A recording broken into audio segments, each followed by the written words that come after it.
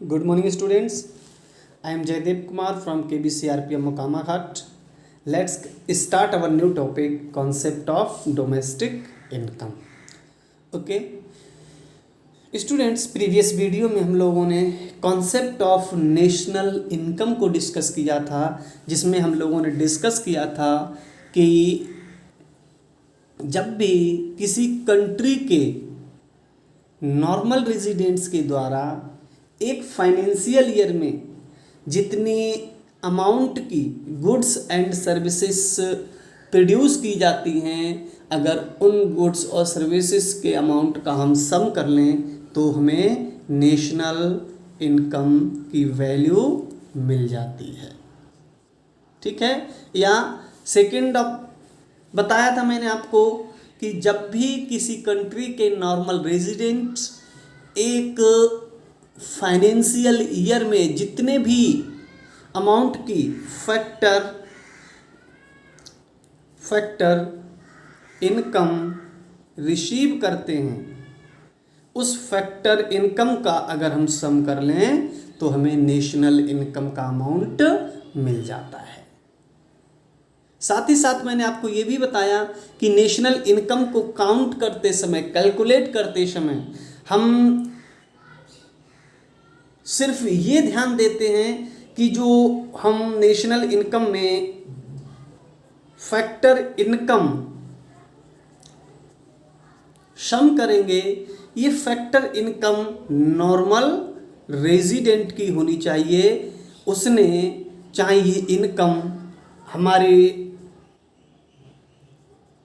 Country के अंदर से रिसीव की हो या कंट्री के बाहर, यानी कहीं फॉरेन या अब्रॉड या रेस्ट ऑफ द वर्ल्ड से कहीं से भी उसने से अर्न किया हो। नेशनल इनकम काउंट करते समय हम उसकी दोनों तरह की फैक्टर इनकम को काउंट करते हैं। दोनों तरह की means with in country and outside country. Okay students, अब हम इस वीडियो में डोमेस्टिक इनकम के बारे में स्टडी करेंगे कि व्हाट इज डोमेस्टिक इनकम या what is difference between national income and domestic income. Okay, तो स्टूडेंट्स देखिए, नेशनल इनकम और डोमेस्टिक इनकम दोनों में कोई बहुत बड़ा डिफरेंस नहीं है। डिफरेंस क्या है कि जब हम नेशनल इनकम को कैलकुलेट कर रहे होते हैं, मेज़र कर रहे होते हैं, उस समय हम जो कंट्री के नॉर्मल रेजिडेंट हैं, जो भी नॉर्मल रेजिडेंट हैं, हम नॉर्मल रेजिडेंट की इनकम का सम कर लेते हैं, चाहे उन्होंने ये इनकम हम with in the country earn की हो या आउटसाइड कंट्री अर्न की हो। लेकिन जब हम डोमेस्टिक इनकम स्टूडेंट्स काउंट कर रहे होते हैं, उस समय हम केवल हमारे डोमेस्टिक टेरिटरी में, हमारे कंट्री के अंदर जो इनकम जनरेट की जाती है, चाहे वो हमारे नॉर्मल रेजिडेंट ने की हो चाहे किसी फॉरेनर ने की हो, कोई मैटर नहीं करता। बस वो फैक्टर इनकम या गुड्स एंड सर्विसेज हमारी डोमेस्टिक टेरिटरी के अंदर प्रोड्यूस की गई हो या अर्न की गई हो। डोमेस्टिक इनकम काउंट करते समय हम ये नहीं देखते कि जो गुड्स एंड सर्विसेज की हम मॉनेटरी वैल्यू का सम कर रहे हैं, उनका प्रोडक्शन हमारे नॉर्मल रेजिडेंट ने किया है या नॉन रेजिडेंट ने किया है।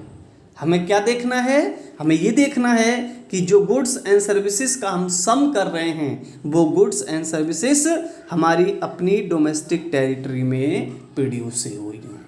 जबकि नेशनल इनकम को काउंट करते समय हम देखते हैं कि जिन गुड्स और सर्विसेज की मॉनेटरी वैल्यू का सम किया जाता है, वो हमारे नॉर्मल रेजिडेंट ने प्रोड्यूस की हों, चाहे इनका प्रोडक्शन इंडिया में हुआ हो या इंडिया के बाहर किसी कंट्री से हुआ हो। समझ रहे हैं? यही बेसिक अंतर है, बाकी डिफिनेशन सेम है। जब आप नेशनल इनकम को डिफाइन कर रहे होंगे तो लिखेंगे विच is produced by normal resident, and जब आप डोमेस्टिक इनकम को डिफाइन कर रहे होंगे या डोमेस्टिक इनकम कैलकुलेट कर रहे होंगे तो आप बोलेंगे विच is produced within a domestic territory of a country.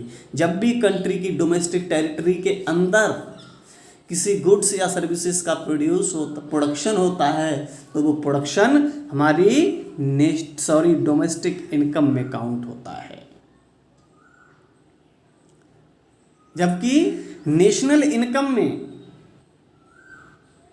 ऐसी गुड्स एंड सर्विसेज जो हमारी डोमेस्टिक टेरिटरी में प्रोड्यूस हुई हैं उनको तो शामिल किया ही जाता है, साथ ही साथ हम उन गुड्स और सर्विसेज की वैल्यू को भी शामिल कर लेते हैं जो हमारे नॉर्मल रेजिडेंट ने अब्रॉड में प्रोड्यूस की हैं, हम उनकी भी वैल्यू को शामिल करते हैं। ठीक है, तो जब भी हम नेशनल इनकम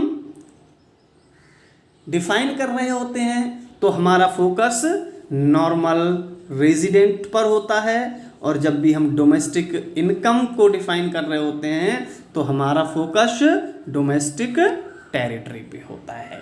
बाकी किसी भी कॉन्सेप्ट में कोई चेंज नहीं होगा। देखिए स्टूडेंट्स, यहाँ लिखा भी है domestic income refers to the sum total of monetary value of goods and services which is produced within a domestic territory of a country during a financial year. यानी एक financial year में किसी country की boundary के अंदर जितनी goods and services को production किया जाता है उनकी मॉनेटरी वैल्यू का सम ही क्या कहलाता है? डोमेस्टिक इनकम कहलाता है। बस वो गुड्स एंड सर्विसेज हमारी डोमेस्टिक टेरिटरी के अंदर प्रोड्यूस हुई हों वो हमारी डोमेस्टिक इनकम में शामिल हो जाएंगी, whether it is produced by resident of India और non resident of India. Clear है? डोमेस्टिक टेरिटरी में कोई भी गुड्स या सर्विसेज प्रोड्यूस हुई है, चाहे वो इंडियन ने की हो चाहे नॉन इंडियन ने की हो, लेकिन अगर हमारी डोमेस्टिक टेरिटरी के अंदर प्रोड्यूस हुई है तो वो हमारे डोमेस्टिक इनकम में काउंट होगी। वही यहाँ लिखा है domestic income refers to the sum total of monetary value of goods and services which is produced within a domestic territory of a country during a financial year. Okay?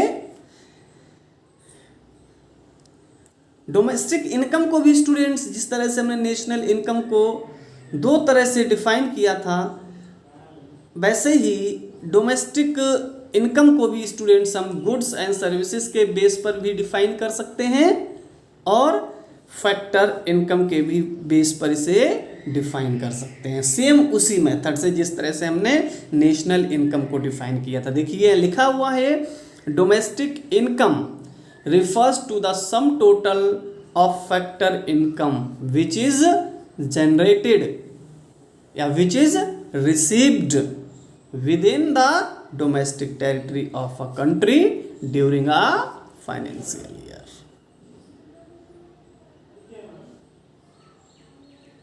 Clear है? बस domestic territory या domestic income को define करते समय, calculate करते समय आपको दिमाग में क्या रखना है कि आपको वो सारी फैक्टर इनकम्स को शामिल कर लेना है जो हमारी डोमेस्टिक टेरिटरी में जनरेट की गई हैं, whether it was generated by Indian और non resident of India. Clear? I hope आप डोमेस्टिक और नेशनल इनकम का जो बेसिक डिफरेंस है स्टूडेंट्स उसे सीख गए होंगे। मुझे नहीं लगता इसमें कोई डाउट होना चाहिए, फिर भी अगर आपको कोई डाउट है तो आप मेरे साथ डिस्कस कीजिए। ओके, आगे बढ़ते हैं। यहाँ पर कुछ स्टूडेंट्स मैंने आपको नेशनल इनकम और डोमेस्टिक इनकम के बीच जो बेसिक डिफरेंस है उनको यहाँ आइडेंटिफाई करने की कोशिश की है।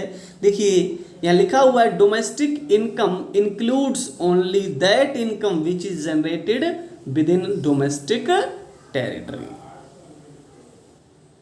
बताया था मैंने कि डोमेस्टिक इनकम में हम केवल उसी इनकम को इंक्लूड करेंगे स्टूडेंट्स जो हमारी डोमेस्टिक टेरिटरी में जनरेट की गई है। दस domestic territory does not includes that factor income which is generates from rest of the world wide normal resident. इसका साफ मतलब है कि डोमेस्टिक, क्योंकि अभी मैंने आपको बताया कि डोमेस्टिक इनकम में केवल उसी फैक्टर इनकम को इंक्लूड किया जाता है जो हमारी डोमेस्टिक टेरिटरी में प्रोड्यूस की जाती है या जनरेट की जाती है। हम उस फैक्टर इनकम को डोमेस्टिक इनकम में इंक्लूड नहीं करते जो हमारे किसी नॉर्मल रेजिडेंट ने किसी दूसरे कंट्री से जाके रिसीव की है या जनरेट की है। यानी डोमेस्टिक इनकम्स में फॉरेन से रिसीव होने वाली फैक्टर इनकम को इंक्लूड नहीं किया जाता। फॉर एग्जाम्पल मान लीजिए हम अभी इंडिया में टीचिंग सर्विस प्रोवाइड करा रहे हैं, ठीक है, टीचिंग सर्विस इंडिया में हम प्रोवाइड करा रहे हैं जिसके लिए हमें कुछ फैक्टर इनकम हो रही है, ठीक है। तो देखिए हम टीचिंग सर्विसेज कहाँ प्रोवाइड करा रहे हैं, बिहार में। बिहार कहाँ लोकेटेड है, हमारी डोमेस्टिक टेरिटरी के अंदर। इसका मतलब हमें जो भी फैक्टर इनकम मिलेंगी ये फैक्टर इनकम इंडिया के डोमेस्टिक इनकम में इंक्लूड की जाएंगी। क्लियर है। ऐसे ही कोई फॉरेनर इंडिया में आता है और हमारे केवी में टीचिंग करता है, टीचिंग सर्विसेज प्रोवाइड कराता है, तो उस फॉरेनर को भी कुछ ना कुछ फैक्टर पेमेंट किया जाएगा, कुछ ना कुछ उसे फैक्टर इनकम होंगी। और इस फॉरेनर की जो टीचिंग सर्विस हमारे स्कूल में प्रोवाइड करा रहा है इसकी जो भी फैक्टर इनकम होंगी ये हमारे इंडिया के डोमेस्टिक इनकम में इंक्लूड की जाएंगी। क्यों? क्योंकि ये भले ही हमारा नॉर्मल रेजिडेंट नहीं है, फॉरेनर हमारा नॉर्मल रेजिडेंट नहीं है, लेकिन वो इंडिया में, इंडिया की डोमेस्टिक बाउंड्री में ये फैक्टर इनकम जनरेट कर रहा है, इसीलिए ये हमारी डोमेस्टिक इनकम में इंक्लूड हो जाएंगी, ठीक है। और अगर हम चूँकि इंडिया के नॉर्मल रेजिडेंट हैं और हम जाके यूएसए में किसी कंपनी में जॉब करते हैं और उस जॉब के बदले हमें सैलरी दिया जाता है, ठीक है। यूएसए जाके हम कोई जॉब करते हैं और उस जॉब के लिए हमें कुछ सैलरी दिया जाता है। तो देखिए अब हम इंडिया के नॉर्मल रेजिडेंट हैं, तो जब नेशनल इनकम काउंट कर रहे होंगे तो एज ए नॉर्मल रेजिडेंट हमारी ये सैलरी जो है ये हमारी नेशनल इनकम में काउंट होगी। लेकिन जब भी हम इंडिया की डोमेस्टिक इनकम को काउंट कर रहे होंगे तो ये सैलरी जो हमें यूएसए में जॉब करने के लिए मिल रही है ये इंडिया की डोमेस्टिक टेरिटरी में काउंट नहीं होगी। और इसका रीज़न, इसका मेन कारण क्या है? क्योंकि मैं नॉर्मल रेजिडेंट इंडिया का हूँ लेकिन जॉब इंडिया की डोमेस्टिक बाउंड्री में नहीं कर रहा हूँ बल्कि डोमेस्टिक बाउंड्री के बाहर कर रहा हूँ, जबकि डोमेस्टिक इनकम में केवल उसी इनकम को शामिल किया जाता है जो हमारी डोमेस्टिक टेरिटरी के अंदर अर्न की जा रही हैं, जनरेट की जा रही हैं।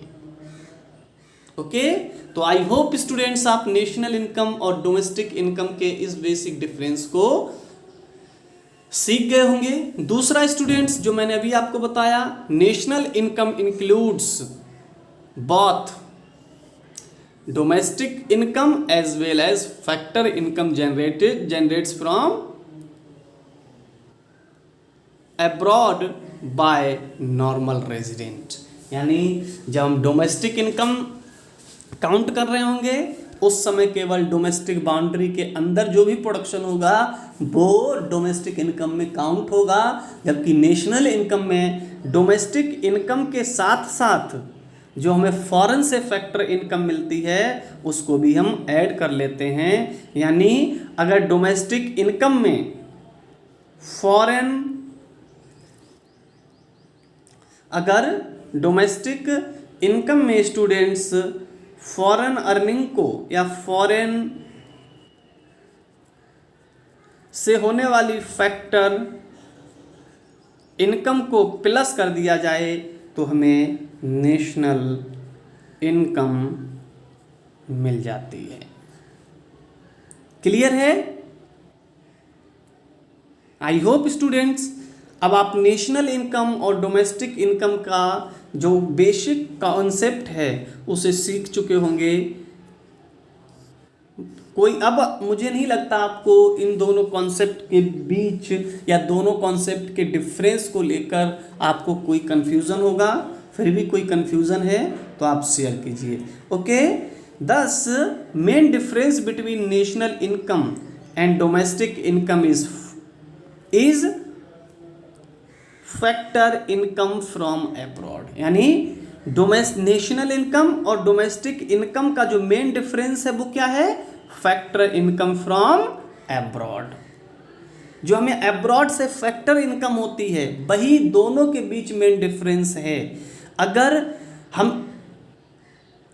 गुड्स एंड सर्विसेज का मॉनेटरी वैल्यू का सम करते समय फैक्टर इनकम को भी इंक्लूड कर लेते हैं तो ये कैलकुलेशन नेशनल इनकम हो जाएगी। और अगर हम गुड्स एंड सर्विसेज को सम करते समय फैक्टर इनकम फ्रॉम अब्रॉड को एक्सक्लूड कर देते हैं, छोड़ देते हैं, तो उस सम को हम क्या कहेंगे? डोमेस्टिक इनकम कहेंगे। So national income includes factor income from abroad and domestic income not includes factor income from abroad। दोनों का बेसिक डिफरेंस यही है कि नेशनल इनकम्स में विदेशों से होने वाली आय को भी शामिल कर लिया जाता है और डोमेस्टिक इनकम को में केवल हमारे कंट्री में जिन गुड्स और सर्विसेज को प्रोड्यूस किया जाता है उन्हीं को शामिल किया जाता है डोमेस्टिक इनकम में। विदेशों से होने वाली इनकम को हम शामिल नहीं करते। ओके, आगे बढ़ते हैं स्टूडेंट्स। अब देखिए स्टूडेंट्स, आपने जब डोमेस्टिक इनकम को डिफाइन किया तो इसमें कुछ टर्म्स यूज हुई, जैसे मॉनेटरी वैल्यू। नेशनल इनकम को में हम इसे डिस्कस कर चुके हैं। फाइनेंशियल ईयर, इसे भी नेशनल इनकम में डिस्कस कर चुके हैं। यहाँ पे एक जो नई टर्म मिली है वो आपको मिली है डोमेस्टिक टेरिटरी। यानी व्हाट इज डोमेस्टिक टेरिटरी। तो अब स्टूडेंट्स हम इस टर्म को भी आइडेंटिफाई कर लेते हैं कि हम डोमेस्टिक टेरिटरी किसे कहते हैं। व्हाट इज डोमेस्टिक टेरिटरी या what's includes in domestic territory, और उसके बाद ये कॉन्सेप्ट भी हमारा कंप्लीट हो जाएगा। ओके, चलिए स्टूडेंट्स तो हम बात करते हैं व्हाट इज डोमेस्टिक टेरिटरी या डोमेस्टिक टेरिटरी की। ओके, तो स्टूडेंट्स डोमेस्टिक टेरिटरी को डिस्कस करने से पहले सबसे पहले हमें समझना होगा कि ये टेरिटरी क्या है। डोमेस्टिक मीन्स हम जानते हैं हमारा अपना घरेलू, यानी हमारी ऑन टेरिटरी, हमारी अपनी टेरिटरी क्या है। तो डोमेस्टिक तो अंडरस्टूड है, जिसे समझना वो है क्या? टेरिटरी। तो सबसे पहले हम टेरिटरी को समझते हैं और उसके बाद समझेंगे कि डोमेस्टिक टेरिटरी क्या है। तो स्टूडेंट, जब भी हम टेरिटरी की बात करते हैं तो टेरिटरी के अदर सिनोनियम्स भी हैं, जैसे बाउंड्री। बाउंड्री को भी टेरिटरी कहा जाता है या फ्रंटियर, सीमा। ठीक है, आप चाहें तो डोमेस्टिक टेरिटरी कह लें, आप चाहें डोमेस्टिक फ्रंटियर कह लें, आप चाहें डोमेस्टिक बाउंड्री कह लें, कुछ भी कह लें, तीनों वर्ड सेम है। जैसे LOC, लाइन ऑफ कंट्रोल, ये क्या है? बॉर्डर है। इंडिया और पाकिस्तान के बीच की क्या है? टेरिटरी है। एक लाइन बनी है इस तरह से, जिसके ईस्ट में इंडिया और उसके वेस्ट में पाकिस्तान है। तो ये लाइन किसका काम करती है? टेरिटरी का काम करती है, बाउंड्री का काम करती है, ये फ्रंटियर का काम करती है। ठीक है, यानी टेरिटरी वर्ड है जो ये क्या बताता है? ये किसी भी कंसर्न आइटम की बाउंड्री यानी सीमा की बात करता है। ठीक है, और अगर हम टेरिटरी की बात करें किसी कंट्री के कंसर्न में, तो किसी कंट्री की दो तरह की टेरिटरीज आपको दिखाई देंगी, या दो तरह की टेरिटरीज होती हैं। एक को हम कहते हैं ज्योग्राफिकल और पॉलिटिकल टेरिटरी, और दूसरा इकोनॉमिक टेरिटरी। ठीक है, यानी ज्योग्राफिकल और political territory, and second one economic territory.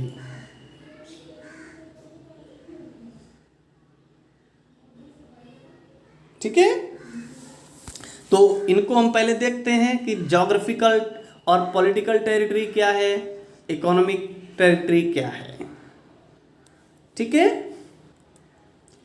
तो स्टूडेंट्स, जैसा कि मैंने अभी आपको बताया था कि इंडिया और पाकिस्तान के पास बीच एक लाइन है जिसे हम बाउंड्री कहते हैं, इंडियन बाउंड्री कहते हैं, पाकिस्तान वाले पाकिस्तान बाउंड्री कहते होंगे।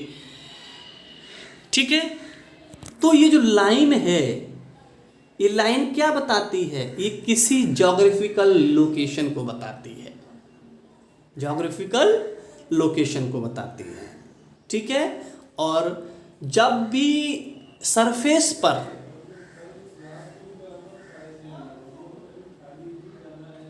कोई ऐसा एरिया जो किसी स्पेसिफिक ज्योग्राफिकल लोकेशन से सराउंडेड हो, घिरा हुआ हो, उसे हम ज्योग्राफिकल और पॉलिटिकल टेरिटरी बोलते हैं। जैसे अगर आप देखेंगे इंडिया का मैप वर्ल्ड पे, तो आपको कुछ इस तरह से वो बना दिखाई देता है। इधर ये नॉर्थ ईस्ट है, इस तरह से,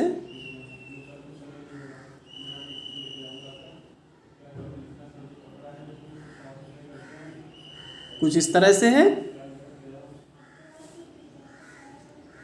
ठीक है, तो देखिए ये क्या जो आपको ये दिख रहा है आउटलाइन टाइप का, ये क्या है? ये ज्योग्राफिकल लोकेशंस हैं। यहाँ हमारा इंडिया की बाउंड्री है, लैटिट्यूड, यहाँ नॉर्थ लैटिट्यूड, यहाँ लॉन्गिट्यूड, और यहाँ भी लॉन्गिट्यूड। तो देखिए ये ज्योग्राफिकल लोकेशन से सराउंडिंग, इसके अंदर का जो हिस्सा है ये एरिया, ये क्या है? हमारा कंट्री है। और इसकी जो ज्योग्राफिकल लोकेशन ये दिख रही हैं हमको, ये सब, ये क्या है? ये इंडिया की पॉलिटिकल या ज्योग्राफिकल बाउंड्री है। यानी किसी भी अर्थ पर किसी भी ज्योग्राफिकल लोकेशन से जो सराउंडेड एरिया है, उस सराउंडेड एरिया को हम क्या कहते हैं? ज्योग्राफिकल या पॉलिटिकल टेरिटरी कहते हैं।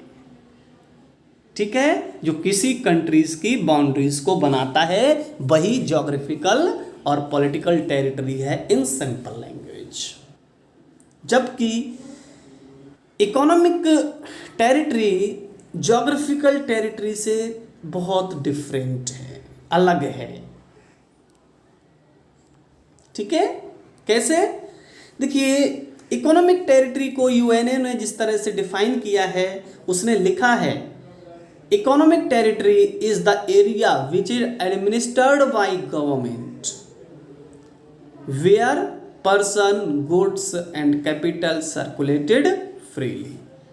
यानी किसी भी कंट्री की जो इकोनॉमिक टेरिटरी है, किसी भी कंट्री की जो इकोनॉमिक टेरिटरी है वो उस एरिया को रिप्रेजेंट करती है जो किसी गवर्नमेंट के द्वारा एडमिनिस्टर्ड किया जाता है, प्रशासित किया जाता है, और उस एरिया में जो उस कंट्री के पर्सन हैं या उस कंट्री में प्रोड्यूस की गई गुड्स एंड सर्विसेज हैं या कैपिटल है जो freely without any restriction, without any permission circulate हो सकती हैं, उसको इकोनॉमिक टेरिटरी कहा जाता है। समझ गए? यानी इंडिया का जो मैप आपको दिख रहा है कुछ इस तरह से, ये लाइन जो इंडिया का मैप बना रही है ग्लोब पर, ये क्या है? इंडिया की ज्योग्राफिकल या पॉलिटिकल टेरिटरी है। ठीक है। जबकि अगर इंडिया की पर्सन, इंडिया के गुड्स एंड सर्विसेज या कैपिटल जहां तक इस बाउंड्री के बाहर भी, जहां तक बिना किसी परमिशन के, बिना किसी रिस्ट्रिक्शन के सर्कुलेट हो सकते हैं, उस एरिया को इकोनॉमिक टेरिटरी कहा जाएगा। कैसे? एग्जाम्पल से समझिए स्टूडेंट्स। हम जानते हैं ये इंडिया है, ठीक है, और यहाँ पर नीचे इस तरह से एक कंट्री है जिसे हम श्रीलंका बोलते हैं, ठीक है। अब कोई इंडियन इंडिया से चल के श्रीलंका जाना चाहता है तो जा सकता है, लेकिन फ्रीली नहीं जा सकता।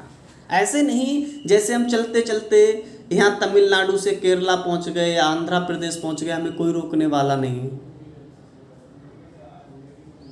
इंडिया के अंदर हम कहीं घूमे, हमें कोई नहीं रोकने वाला, किसी की हमें प्रायर परमिशन नहीं लेनी है, वीजा नहीं चाहिए इंडिया में घूमने के लिए, पासपोर्ट नहीं चाहिए।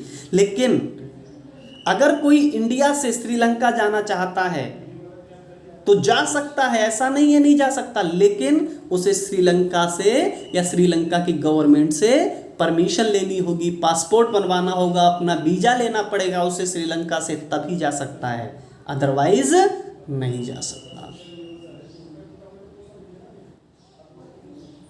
समझ रहे हैं?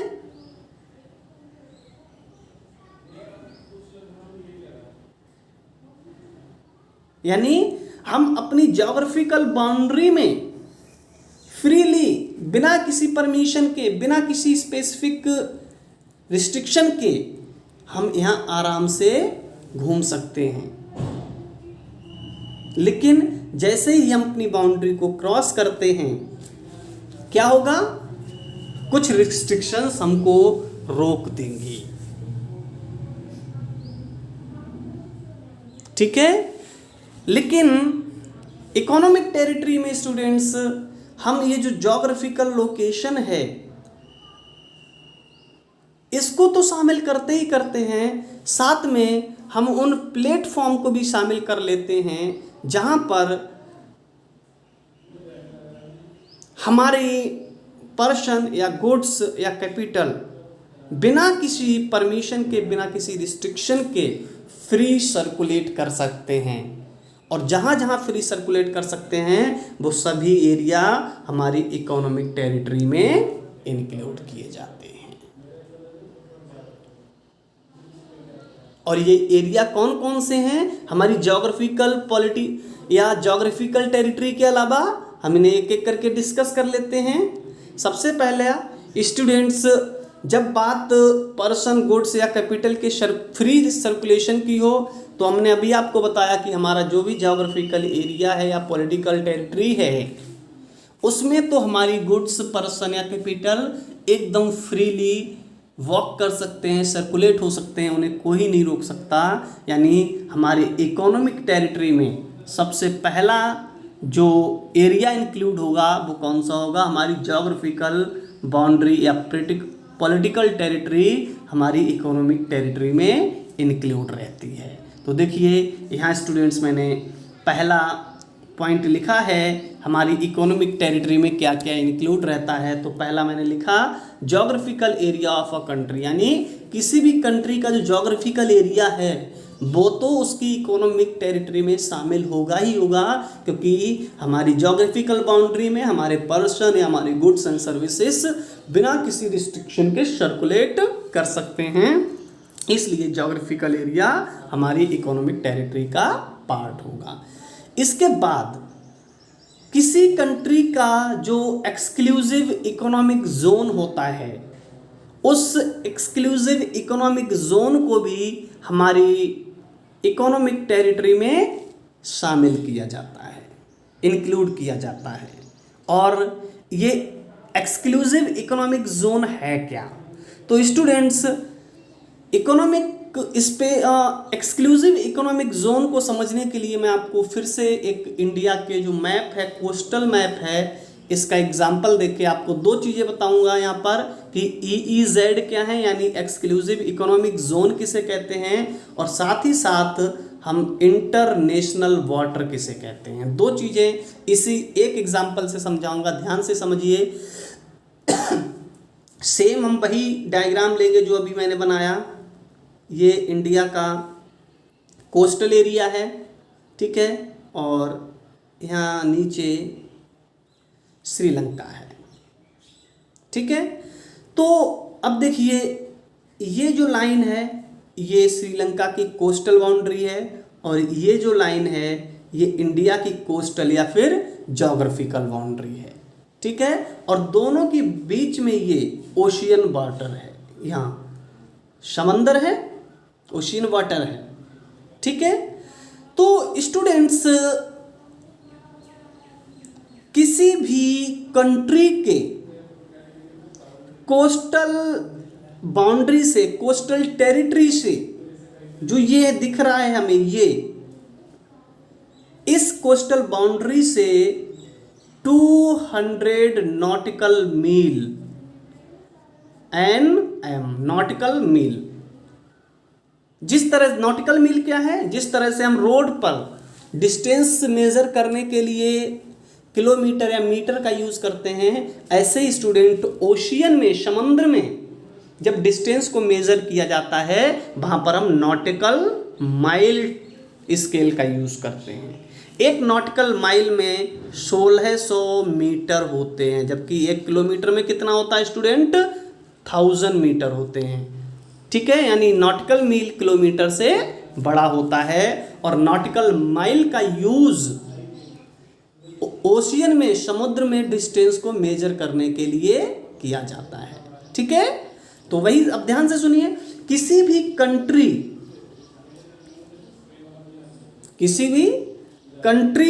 की कोस्टल बाउंड्री से लेकर 200 किलोमीटर अंदर समुद्र तक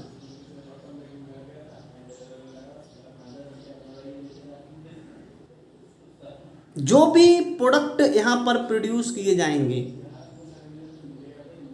या किसी भी कंट्री की कोस्टल बाउंड्री से 200 नॉटिकल मील की दूरी तक जो भी एरिया आएगा, उसमें प्रोडक्शन करने का राइट उस कंट्री का होगा। जैसे हम इंडिया की बात करें तो इंडिया का ये जो कोस्टल बाउंड्री है, यहाँ से लेके 200 नॉटिकल मील तक, ये यहाँ तक इंडिया का वाटर है, इंडिया का ओशियन वाटर है। इसमें जो भी प्रोडक्शन एक्टिविटी का की जाएंगी, चाहे वो फिशल वेसल्स हो, चाहे नेचुरल गैस का प्रोडक्शन किया जा रहा हो, चाहे ऑयल पेट्रोलियम का प्रोडक्शन किया जा रहा हो, यहाँ किसी भी कंट्री के कोस्टल बाउंड्री से 200 नॉटिकल मील तक जो ओशियन वाटर है वो उस कंट्री का ओशियन वाटर माना जाता है, और इसी को स्टूडेंट एक्सक्लूसिव इकोनॉमिक जोन कहा जाता है। एक्सक्लूसिव इकोनॉमिक जोन कहा जाता है। कहाँ से? कोस्टल बाउंड्री से 200 नॉटिकल मील के डिस्टेंस तक इसको एक्सक्लूसिव इकोनॉमिक जोन कहा जाता है। क्लियर? और ये हर कंट्री के लिए सेम है। जैसे हम बात करते हैं ये इंडिया और श्रीलंका का, ठीक है।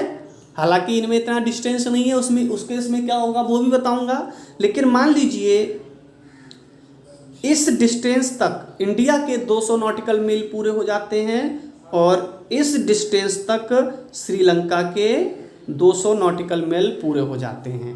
तो इस एरिया तक, यहाँ तक ये जो ओशियन वाटर होगा स्टूडेंट, ये इसमें प्रोडक्शन करने का राइट किसका होगा? इंडिया का होगा, क्योंकि ये इंडिया का स्पेशल इकोनॉमिक जोन है। ठीक है। ऐसे ही श्रीलंका की बाउंड्री से लेकर 200 नॉटिकल मील तक ये जो ओशियन वाटर होगा स्टूडेंट, यहाँ जितने भी प्रोडक्ट प्रोड्यूस किए जाएंगे या इतनी दूरी तक जो भी यहाँ पर रिसोर्सेस होंगे उनका यूज श्रीलंका करेगा। और ये एरिया श्रीलंका का EEZ होगा और ये एरिया इंडिया के लिए EEZ होगा। ठीक है। और अब बीच में जो वाटर बचा है, ये जो ना श्रीलंका के स्पेशल इकोनॉमिक जोन में है, सॉरी EEZ में है, ना श्रीलंका के EEZ में है। जो हमें ये वाटर दिख रहा है रेड डॉट से, ये इस वाटर को स्टूडेंट इंटरनेशनल वाटर कहा जाता है। इसे क्या कहा जाता है? इंटरनेशनल वाटर कहा जाता है। इसमें कोई इंटरनेशनल वाटर में यहाँ कोई भी कंट्री आके अपना प्रोडक्शन कर सकता है। लेकिन जो किसी कंट्री का EEZ है, इसके अंदर केवल वही कंट्री जो जिसकी कंट्रोल में ये है, जैसे ये EEZ इधर वाला ये इंडिया का है, तो इस EEZ में इंडिया ही प्रोडक्शन कर सकता है। अगर कोई अदर कंट्री इस इंडिया के EEZ में एंट्री करता है तो वो इलीगल होगा, वो इंडिया की बाउंड्री में अटैक होगा। ऐसे ही श्रीलंका का जो ये बाउंड्री है, इसमें कोई अगर दूसरा कंट्री एंट्री करता है तो ये श्रीलंका की डोमेस्टिक बाउंड्री में इलीगल एक्टिविटीज़ मानी जाएंगी। लेकिन इंटरनेशनल वाटर में अगर कोई भी कंट्री आके प्रोडक्शन करता है तो उसको कोई भी इलीगल एक्टिविटी नहीं मानी जाएंगी। तो समझ गए स्टूडेंट्स, EEZ क्या है और इंटरनेशनल वाटर क्या है? यहां लिखा हुआ है 200 नॉटिकल माइल NM। ठीक है। तो जब भी हम इकोनॉमिक टेरिटरी की बात करते हैं स्टूडेंट्स, तो इकोनॉमिकल टेरिटरी में ज्योग्राफिकल लैंड के साथ साथ स्टूडेंट्स उस कंट्री का एक्सक्लूसिव इकोनॉमिक जोन भी शामिल हो जाता है। और दूसरी चीज़ मैं आपको स्टूडेंट यहाँ और बता देता हूँ, अगर EEZ तो किसी भी कंट्री के इकोनॉमिक बाउंड्री में तो आएगा ही, साथ ही साथ अगर कंट्री किसी भी कंट्री ने इस इंटरनेशनल वाटर में अपना कोई प्रोडक्शन प्लेटफॉर्म बना रखा है, चाहे वो फिशिंग वेसल्स हो या नेचुरल गैस का प्रोडक्शन हो रहा हो या अदर कोई प्रोडक्शन एक्टिविटी, अगर कोई कंट्री इस इंटरनेशनल वाटर में करता है तो ये इंटरनेशनल वाटर के प्लेटफॉर्म भी उस कंट्री के इकोनॉमिक टेरिटरी में इंक्लूड किए जाएंगे। यानी ये ज्योग्राफिकल एरिया भी इंडिया की टेरिटरी में होगा, इकोनॉमिक या डोमेस्टिक टेरिटरी में होगा। EEZ जो है ये भी इंडिया की इकोनॉमिक या फिर डोमेस्टिक टेरिटरी में होगा। साथ ही साथ अगर इंडिया ने इस इंटरनेशनल वाटर में यहाँ कुछ अपने प्रोडक्शन प्लेटफॉर्म्स लगा रखे हैं तो ये प्लेटफॉर्म भी इंडिया की डोमेस्टिक टेरिटरी या इकोनॉमिक टेरिटरी में इंक्लूड किए जाएंगे। ओके। तो स्टूडेंट्स, आई होप आप इस कॉन्सेप्ट को अच्छे से समझ गए होंगे। यानी किसी भी कंट्री के इकोनॉमिक टेरिटरी में उसके ज्योग्राफिकल टेरिटरी, उसका एक्सक्लूसिव इकोनॉमिक जोन, और इसके साथ ही साथ जो उस कंट्री के fishing vessels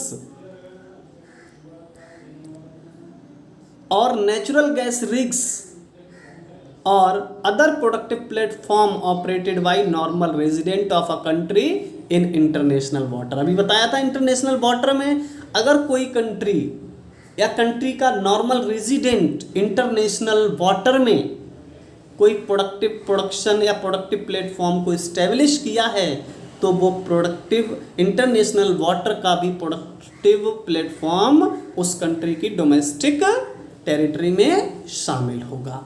okay, next students, हर कंट्री के अपने पास कुछ शिप कंपनीज और एयरक्राफ्ट कंपनीज होती हैं। एयरक्राफ्ट यानी जैसे हम बात करते हैं इंडियन एयरवेज, ठीक है, jet Airways, air India, Indigo, ये सब क्या हैं? ये हमारी इंडियन फ्लाइट कंपनीज के नाम हैं। ठीक है, ऐसे ही बहुत सारी सरकारी शिप कंपनीज या प्राइवेट शिप कंपनीज हैं इंडिया में जो एक कंट्री से दूसरे कंट्री में ट्रांसपोर्टेशन का काम करती हैं, शिपिंग का काम करती हैं। तो ऐसी डोमेस्टिक शिप कंपनी या एयरक्राफ्ट कंपनी जिनके offices rest of the world यानी कहीं फॉरेन में लोकेटेड हैं और वो हमारे नॉर्मल रेजिडेंट ऑपरेट कर रहे हैं, तो उन ऑफिसेस को भी हमारी डोमेस्टिक टेरिटरी में ही शामिल किया जाएगा। जैसे मान लीजिए ये यूएसए का एयरपोर्ट है, ठीक है, और यहाँ इंडिया का ये दिल्ली एयरपोर्ट है, ठीक है। तो एयर इंडिया दिल्ली से उड़ान भरेगा और यूएसए एयरपोर्ट पे जाएगा, और इस यूएसए एयरपोर्ट पर एयर इंडिया का एक ऑफिस यहाँ बना हुआ होगा। ऐसा नहीं है कि एयर इंडिया इंडिया से जाएगा और वहाँ किसी के भी ऑफिस में जाके बैठ जाएगा। यूएसए के एयरपोर्ट पे एयर इंडिया का एक ऑफिस बना होगा, एक प्लेटफॉर्म बना होगा। तो एयर इंडिया इंडिया से उड़ान भरेगा, यूएसए में लैंड करेगा और जाकर कहाँ स्टॉप होगा? इस प्लेटफॉर्म पर जो एयर इंडिया का है। तो ये देखिए एयर इंडिया का platform ship company, Indian ship company का प्लेटफॉर्म जो कि यूएसए में लोकेटेड है, लेकिन ये हमारी डोमेस्टिक टेरिटरी में ही इंक्लूड किया जाएगा। क्यों? क्योंकि यहाँ पर जो भी रूल रेगुलेशंस होंगे वो सारे के सारे इंडियन गवर्नमेंट के अकॉर्डिंग होंगे। इसीलिए कि अब्रॉड किसी भी देश में हमारा शिप कंपनी एयरक्राफ्ट कंपनी का जो भी प्लेटफॉर्म है अब्रॉड में, जो भी ऑफिस अब्रॉड में है, उस ऑफिस को इंडिया की डोमेस्टिक टेरिटरी माना जाएगा। अगर इस ऑफिस पर यूएसए का कोई भी पर्सन अटैक करता है, कोई इलीगल एक्टिविटी करता है, तो वो इंडियन टेरिटरी में इलीगल एक्टिविटी माना जाएगा या इंडियन टेरिटरी पर अटैक माना जाएगा। ओके, तो वही देखिए यहाँ लिखा है student, ship and aircraft offices located in rest of the world and operated the resident by the resident होगा, यहाँ बाय इंक्लूड कर लीजिए, बाय द रेजिडेंट। यानी हमारी इंडियन शिप कंपनी या इंडियन एयरक्राफ्ट कंपनी का अगर कोई ऑफिस अब्रॉड में लोकेटेड है तो वो ऑफिस का एरिया हमारी डोमेस्टिक टेरिटरी में ही काउंट किया जाएगा। ओके, और नेक्स्ट स्टूडेंट्स, एम्बेसीज सुनी होंगी आपने, ठीक है। हर कंट्री का एक एम्बेसी सभी कंट्रीज, जैसे इंडिया की हम बात करें तो इंडिया की एम्बेसी बाकी सभी कंट्रीज में लोकेटेड होती हैं, या अदर कंट्रीज की एम्बेसीज हमारी इंडिया में लोकेटेड हैं, या मिलिट्री इस्टेब्लिशमेंट, ठीक है। यानी मान लीजिए इंडियन मिलिट्री ने यूएसए में अपना एक प्लेटफॉर्म बना रखा है, यूएसए में अपना एक ऑफिस बना रखा है, तो वो यूएसए में लोकेटेड जो मिलिट्री इस्टेब्लिशमेंट है, ऑफिस है, वो हमारी डोमेस्टिक टेरिटरी का पार्ट होगा, ना कि अमेरिका यूएसए की डोमेस्टिक टेरिटरी का पार्ट होगा, ठीक है। ऐसे ही अगर हमारी कोई एम्बेसी जो अब्रॉड में किसी दूसरे कंट्री में लोकेटेड है, वो एम्बेसी भी हमारी डोमेस्टिक टेरिटरी में काउंट होगी, वहाँ की डोमेस्टिक टेरिटरी में काउंट नहीं होगी। For example India and USA. अब इंडिया का एक एम्बेसी यूएसए में यहाँ लोकेटेड है, ठीक है। तो लोकेशन कहाँ है, ज्योग्राफिकल एरिया ये कहाँ का है स्टूडेंट्स, यूएसए का, लेकिन एम्बेसी किसकी है, इंडिया की। इसलिए यूएसए में जो एम्बेसी इंडिया की लोकेटेड है, ये इंडिया की ही डोमेस्टिक टेरिटरी का पार्ट होगा, ओके। तो स्टूडेंट्स अगर आप इकोनॉमिक टेरिटरी को देखेंगे तो इकोनॉमिक टेरिटरी किसी कंट्री की ज्योग्राफिकल या पॉलिटिकल टेरिटरी से बहुत ज़्यादा ब्रॉड है। इकोनॉमिक टेरिटरी में ज्योग्राफिकल टेरिटरी के साथ साथ स्पेस एक्सक्लूसिव इकोनॉमिक जोन और एक्सक्लूसिव इकोनॉमिक जोन के साथ साथ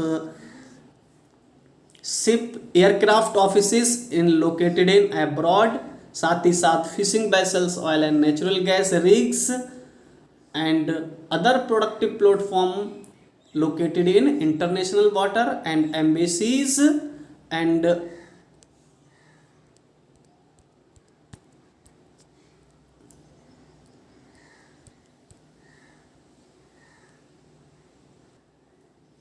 militant establishment, इन सब को मिला के किसी कंट्री का इकोनॉमिक टेरिटरी डिसाइड होता है, ठीक है। तो आई होप स्टूडेंट्स आप डोमेस्टिक टेरिटरी में, किसी कंट्री की डोमेस्टिक टेरिटरी में क्या क्या इंक्लूड होता है, इन सभी को आप अच्छे से सीख गए होंगे। आपको ये आइडिया हो गया होगा कि किसी कंट्री की डोमेस्टिक टेरिटरी और ज्योग्राफिकल टेरिटरी में या इकोनॉमिक और ज्योग्राफिकल टेरिटरी में क्या क्या डिफरेंस हैं, ओके। स्टूडेंट्स डोमेस्टिक टेरिटरी को पढ़ते समय हम दो बातों का ध्यान रखते हैं। सबसे पहला कि जब भी हम किसी डोमेस्टिक कंट्री की डोमेस्टिक टेरिटरी की बात करते हैं तो उस कंट्री में जो इंटरनेशनल ऑर्गेनाइजेशन के ऑफिस इस्टेब्लिश हैं, मान लीजिए ये इंडिया है और दिल्ली में WHO का कोई ऑफिस है, तो WHO क्या है, इंटरनेशनल ऑर्गेनाइजेशन है। तो किसी भी देश में जो इंटरनेशनल ऑर्गेनाइजेशन के ऑफिसेस रहते हैं, इन ऑफिसेस को देश की कंट्री की डोमेस्टिक बाउंड्री में काउंट या डोमेस्टिक टेरिटरी में काउंट नहीं किया जाता। रीजन, क्योंकि ये इंटरनेशनल ऑर्गेनाइजेशन ये किसी एक पर्टिकुलर कंट्री के नहीं हैं, ओके। यानी ये इंटरनेशनल जो ऑर्गेनाइजेशन होते हैं ये किसी एक कंट्री के नहीं होते, इसीलिए इनको किसी भी कंट्री की डोमेस्टिक टेरिटरी में इंक्लूड नहीं किया जाता है। इस तरह के इंटरनेशनल ऑर्गेनाइजेशन ये इंटरनेशनल बाउंड्री क्रिएट करते हैं, डोमेस्टिक बाउंड्री क्रिएट नहीं करते। इसीलिए अगर किसी कंट्री में इस तरह के इंटरनेशनल ऑर्गेनाइजेशन लोकेटेड हैं, चाहे वो WHO हो, WTO हो या UNO हो, वर्ल्ड बैंक हो, IMF हो या और कोई इंटरनेशनल ऑर्गेनाइजेशन हो जो किसी पर्टिकुलर कंट्री का नहीं होता, पर्टिकुलर कंट्री को रिप्रेजेंट नहीं करता, वो क्या करते हैं, इंटरनेशनल टेरिटरी क्रिएट करते हैं, इसीलिए उन्हें किसी भी कंट्री की ज्योग्राफिकल एरिया में या डोमेस्टिक टेरिटरी में इंक्लूड नहीं किया जाता है। देखिए स्टूडेंट्स यहाँ वही लिखा है, international organisation like WHO, UNO, world bank ETC which located in geographical boundary of a country is not includes in the domestic territory। तो उन्हें डोमेस्टिक टेरिटरी में इंक्लूड नहीं किया जाएगा। दूसरा स्टूडेंट्स, जिस तरह से मैंने अभी बताया कि हमारी अगर एम्बेसी या हमारा कोई मिलिट्री ऑफिस किसी दूसरे कंट्री में लोकेटेड है, तो वो एम्बेसी और वो मिलिट्री इस्टेब्लिशमेंट जो दूसरे कंट्री में हमारा लोकेटेड है, वो हमारी डोमेस्टिक बाउंड्री का पार्ट होगा, उस कंट्री का डोमेस्टिक बाउंड्री में काउंट नहीं होगा। ठीक वैसे ही स्टूडेंट्स, अदर कंट्रीज़ की एम्बेसीज और अदर कंट्रीज़ के मिलिट्री ऑफिसेस अगर हमारी कंट्री में इस्टेब्लिश हैं, तो अदर कंट्रीज़ की एम्बेसीज को या अदर कंट्री की जो मिलिट्री इस्टेब्लिशमेंट्स हैं, उनको हमारी डोमेस्टिक टेरिटरी में काउंट नहीं किया जाएगा। जैसे इंडिया में यहाँ पर एक USA का एम्बेसी है और यहाँ पर एक UK का मिलिट्री ऑफिस बना है। तो देखिए इनकी लोकेशन कहाँ है, हमारी ज्योग्राफिकल बाउंड्री के अंदर लोकेटेड है ये। और अभी हमने डिस्कस किया था कि ज्योग्राफिकल बाउंड्री हमारी डोमेस्टिक टेरिटरी का पार्ट होता है, अभी डिस्कस किया, यानी इस लाइन के अंदर जो भी आएगा वो हमारी डोमेस्टिक टेरिटरी का पार्ट होगा। लेकिन आपको ध्यान रखना है कि हमारी डोमेस्टिक या ज्योग्राफिकल बाउंड्री के अंदर ऐसी एम्बेसीज जो फॉरेन की हैं, किसी दूसरे देश की हैं, या ऐसे मिलिट्री ऑफिस जो दूसरे देश के हैं, उनको हमारी डोमेस्टिक टेरिटरी में इंक्लूड नहीं किया जाएगा। इनको हम क्या करेंगे, एक्सक्लूड कर देंगे। और देखिए यहाँ वही लिखा है, embassies and military establishment located with in domestic territory of a country is not included in domestic territory. Okay, तो आपको डोमेस्टिक टेरिटरी में ये याद रखना है कि किन किन पार्ट्स को हमारी डोमेस्टिक टेरिटरी में इंक्लूड किया जाता है, जिसमें एक बार मैं फिर से आपको रिकॉल करा देता हूँ। हमारा ज्योग्राफिकल एरिया हमारी डोमेस्टिक टेरिटरी का पार्ट होगा, हमारे एक्सक्लूसिव इकोनॉमिक जोन्स ये हमारी डोमेस्टिक टेरिटरी के पार्ट होंगे, साथ ही साथ हमारी कोई शिप कंपनी या एयरक्राफ्ट कंपनी का ऑफिस किसी अब्रॉड में लोकेटेड है, तो वो भी हमारी डोमेस्टिक टेरिटरी का पार्ट होगा। साथ ही साथ इंटरनेशनल वाटर में हमारी कोई फिशिंग वेसल्स हैं, या ऑयल या नेचुरल गैस का कोई प्लांट लगा हुआ है, या अदर प्रोडक्टिव प्लेटफॉर्म लगा है इंटरनेशनल वाटर में, तो वो भी हमारी डोमेस्टिक टेरिटरी का पार्ट होगा। साथ ही साथ हमारी कोई एम्बेसी या हमारी इंडियन मिलिट्री का कोई ऑफिस कहीं दूसरे कंट्री में लोकेटेड है, दूसरे कंट्री की ज्योग्राफिकल बाउंड्री में लोकेटेड है, तो वो वहाँ की डोमेस्टिक बाउंड्री का पार्ट नहीं होगा, बल्कि हमारी डोमेस्टिक बाउंड्री का पार्ट होगा। इतनी चीज़ें हमारी डोमेस्टिक टेरिटरी में शामिल रहती हैं। ठीक अपोजिट स्टूडेंट्स, जब हम हमारी डोमेस्टिक बाउंड्री में क्या क्या इंक्लूड नहीं किया जाएगा, तो मैंने बताया कि इंटरनेशनल ऑर्गेनाइजेशन किसी भी कंट्री के डोमेस्टिक बाउंड्री में काउंट नहीं किए जाते हैं।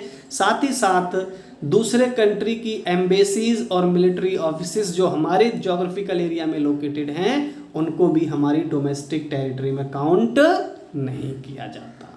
ओके, तो आई होप स्टूडेंट्स इस वीडियो से आप डोमेस्टिक इनकम के कॉन्सेप्ट को बहुत अच्छे से समझ चुके होंगे और डोमेस्टिक टेरिटरी के कॉन्सेप्ट को बहुत अच्छे से समझ चुके होंगे। फिर भी आपको कोई डाउट है, कोई कन्फ्यूज़न है, तो आप मेरे साथ शेयर कीजिए, नोट्स बनाइए और इन्हें गूगल क्लासरूम में अपलोड कीजिए ताकि मैं उन्हें चेक कर सकूं। ओके, नेक्स्ट वीडियो में स्टूडेंट्स हम कैलकुलेशन ऑफ नेशनल इनकम को डिस्कस करेंगे। तब तक के लिए आप इस वीडियो को देखिए, समझिए, कोई प्रॉब्लम, कोई कन्फ्यूज़न है तो मेरे साथ शेयर कीजिए। Okay, thank you.